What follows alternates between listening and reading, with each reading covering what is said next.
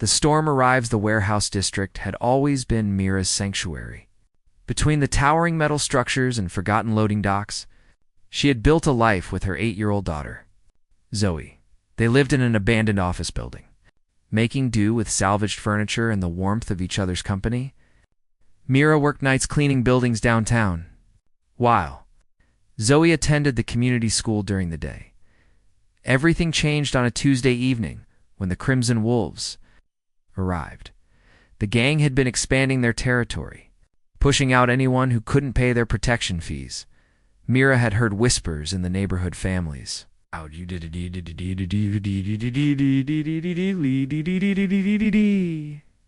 Businesses burned. People who refused to cooperate found beaten in alleyways. She never imagined they would come for her small, insignificant corner of the world. The first sign was the rumble of motorcycles echoing through the concrete canyons. Mira grabbed Zoe from where she sat, reading by the window, and pulled her toward the back room. Through the cracked glass, she could see at least 6 figures in leather jackets dismounting their bikes, crowbars and chains glinting in the streetlight. "Mama, what's happening?" Zoe whispered, her small hand gripping Mira's shirt. "Just stay quiet, sweetheart. We're going to play the hiding game, okay?" But there was nowhere to hide. The building's main entrance burst open with a crash that shook the walls. Heavy boots thundered up the stairs as voices shouted orders. They weren't here to negotiate. They were here to send a message. Marcus Scar Volkov, the Wolves' lieutenant, kicked open their makeshift door. His face bore the jagged mark that gave him his nickname, and his eyes held the cold calculation of a man who enjoyed his work. Behind him, 5 other gang members spread out, blocking any escape route. Well, Scar drawled, his voice like gravel. "The little mouse thinks she can live rent-free in our neighborhood." Mira stepped in front of Zoe, her heart hammering against her ribs. "We don't have any money. Please, just leave us alone. Money." Scar laughed, a sound devoid of humor. "Lady, you've been squatting in our territory for months. That's disrespect. And disrespect, ... double quotes. He hefted a metal pipe, testing its weight. Disrespect needs correction." The other gang members fanned out, their weapons raised. Myra could feel Zoe trembling against her legs, could hear the child's rapid breathing. In that moment, she made a choice that would define everything that followed. She would not let them touch her daughter. Whatever happened next, whatever pain came her way, she would stand as an unbreakable wall between these predators and her child. Her hands clenched into fists as adrenaline flooded her system.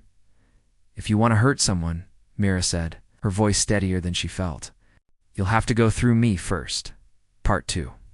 The price of protection. Scar's grin widened at Mira's defiance. Big words from a little mouse.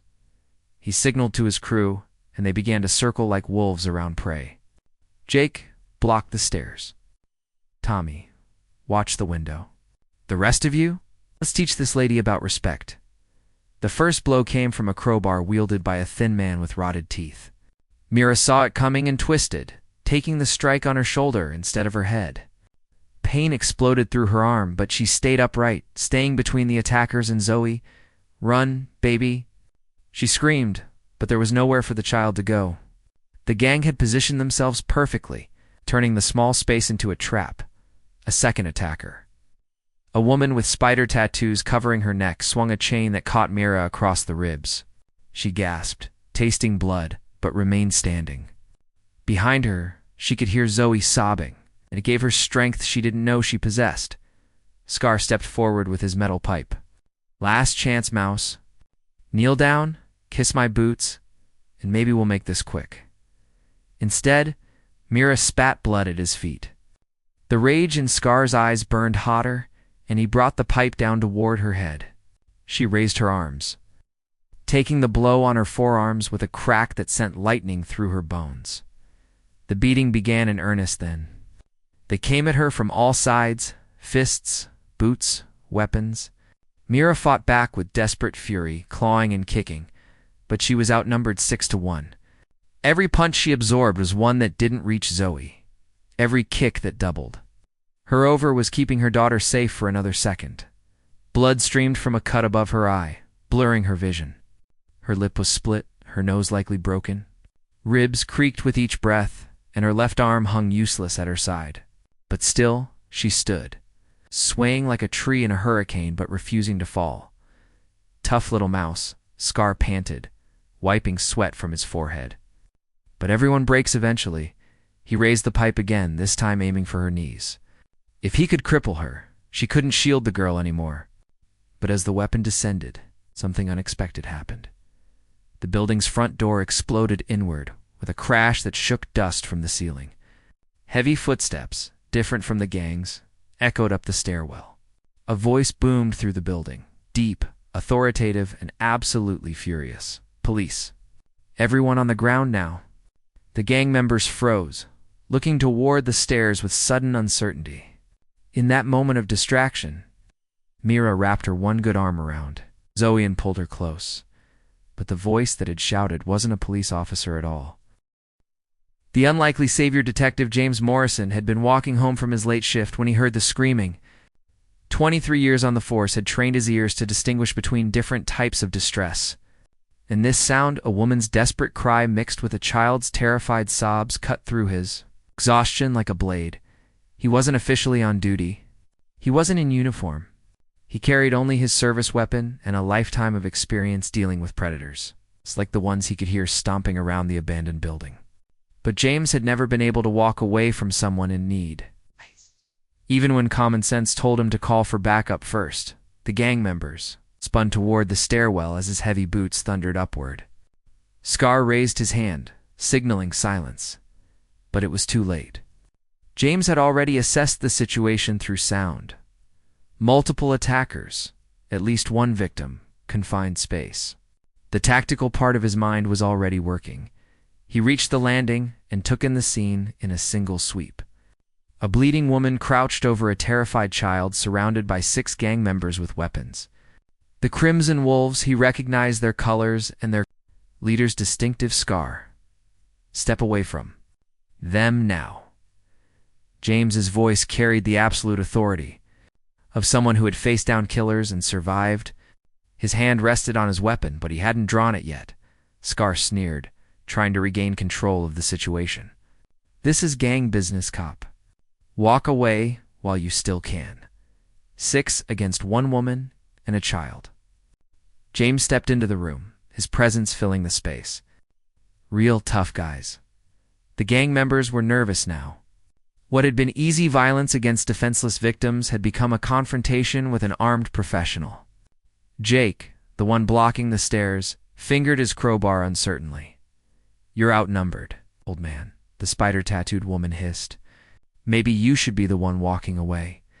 James smiled, but there was nothing warm in the expression. Lady, I've been doing this job since before some of you were born. I've faced down armed robbers, domestic terrorists, and cartel enforcers. You think a bunch of street thugs scare me? Mira looked up at him through swollen eyes, hardly daring to hope. Blood dripped from her chin as she whispered, Please, ... Don't let them hurt her. Something in her broken voice ignited a fury in James that he usually kept carefully controlled.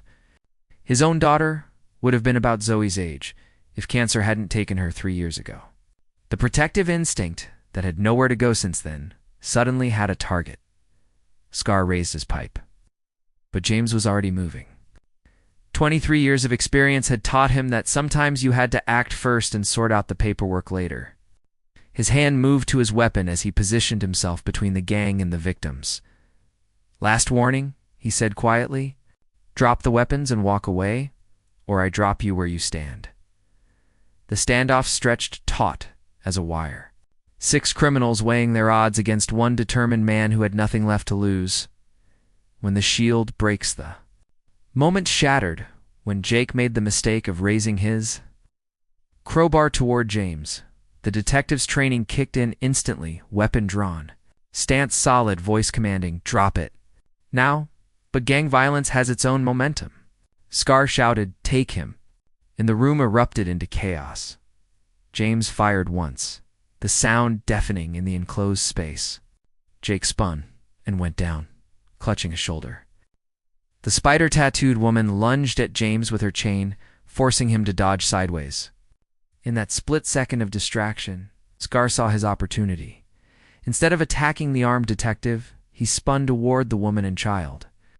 His calculation was coldly simple: take a hostage, regain control of the situation. The metal pipe whistled through the air toward Zoe's small form. Mira moved with the desperate speed of a mother's love. Despite her broken ribs, her useless arm, and the blood blurring her vision, she threw herself forward. The pipe that would have crushed her daughter's skull instead caught her across the back with a sickening crack. She collapsed over Zoe, her body a living shield, but she was finally, truly broken. Blood pooled beneath them as her punctured lungs struggled for air. Her voice came as barely a whisper. Run. ... Run. ...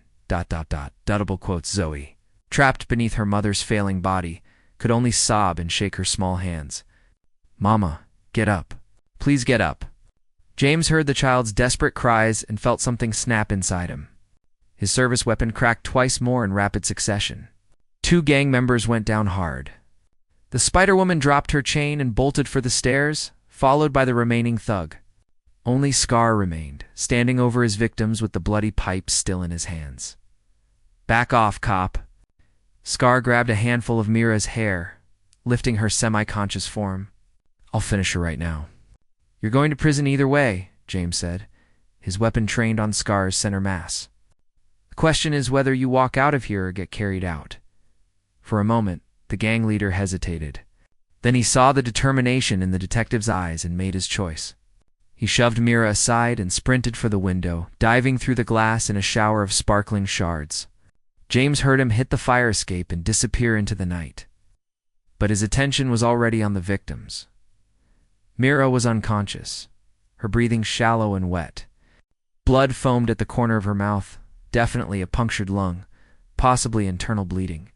Zoe knelt beside her. Tiny hands pressed against her mother's wounds as if she could somehow hold the life inside. James holstered his weapon and dropped to his knees beside them. His fingers found Mira's pulse, weak but present. Stay with me, sweetheart, he murmured. Then louder, you did it. You protected her. He pulled out his radio with one hand while applying pressure to Mira's wounds with the other. This is Detective Morrison. Badge number 2847. I need paramedics and backup at the old Hartwell building, 3rd floor. Multiple gunshot wounds, gang violence, 1 civilian critical. Zoe looked up at him with eyes full of tears and terror. Is Mama going to die? James met her gaze steadily, the same way he had once comforted his own daughter during her worst nights in the hospital. Your Mama's the toughest person I've ever met. She's going to fight. Unbroken bonds, the ambulance arrived within 6 minutes, though it felt like hours to James as he maintained pressure on Myra's wounds and tried to keep her conscious. The paramedics worked with professional efficiency, starting IVS, stabilizing her breathing, preparing her for transport to Metro General's trauma center. Is she family? The lead paramedic asked James as they loaded Mira onto the stretcher. James looked down at Zoe, who clutched his hand with fierce determination. The child had nowhere else to go, no other family James could locate. Social services would eventually sort it out, but right now, she needed someone who understood what had just happened. Yeah, he said simply. She's family. The surgery took 4 hours. James sat in the waiting room with Zoe curled up in the chair beside him, her small hand still gripping his. She had refused to let go since the ambulance ride, as if she sensed that he was the thread connecting her to her mother's survival. Dr. Patricia Valdez finally emerged. Still in surgical scrubs, her face carefully neutral. The surgery went well, she began, and James felt his chest unclench slightly. We repaired the punctured lung and stopped the internal bleeding. Several broken ribs, a fractured arm, severe bruising. She's stable, but it was close. Can we see her? Zoe's voice was small but determined. She's sedated, but yes. Just for a few minutes, Mira looked fragile against the white hospital sheets, connected to machines that beeped steadily, monitoring her vital signs. But her eyes were alert when they entered, and they immediately found her daughter. Mama Zoe ran to the bedside, carefully avoiding the tubes and wires. Hey, baby, Mira whispered, her voice hoarse but strong. Are you okay? James watched as Zoe nodded eagerly, tears streaming down her face. The policeman saved us. He fought the bad men, and they ran away. Mira's eyes shifted to James, who stood quietly near the door. Thank you, she said simply, but the words carried the weight of a life debt. You did the hard part, James replied. I just showed up at the right time. Over the following weeks, as Mira recovered, James found himself visiting regularly.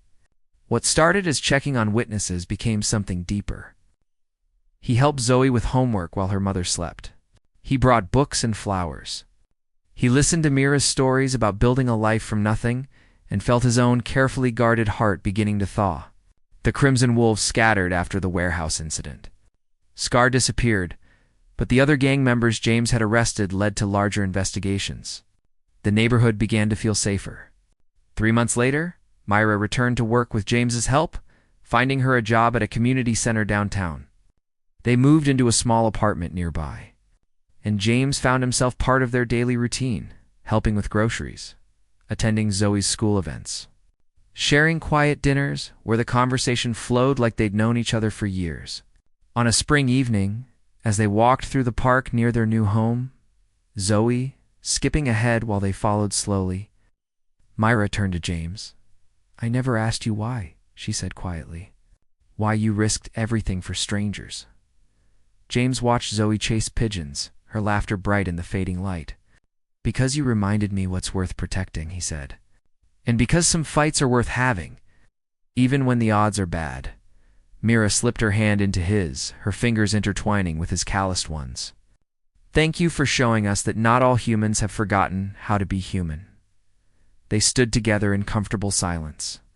Watching Zoe play, 3 people who had found each other in darkness and chosen to build something bright. The scars remained physical and emotional, but they were no longer wounds. They had become proof of survival, evidence of love strong enough to shield others, and testament to the truth that sometimes, when everything seems lost, help arrives in the form of one person who refuses to walk away. Bleeding but unbroken, they had found their way home.